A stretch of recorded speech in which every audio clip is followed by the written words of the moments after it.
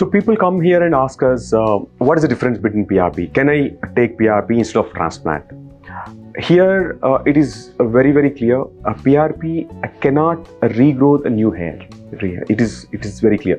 PRP will grow only the hair you already have, and which is not super thin. Again, if it is the balding is advanced stages, stage 5, stage 6 stages, I mean, probably PRP is not the best choice for you. PRP will use as a complementary procedure, but not the solo procedure.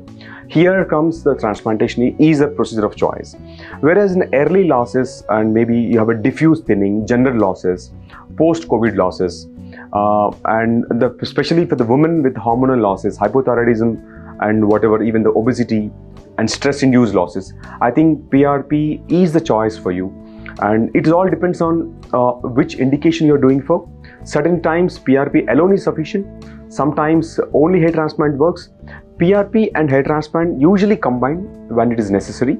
And because even post hair transplant, we suggest PRP for people for as maintenance, because we need to prevent the existing hair loss. I think that's when PRP plays a major role there.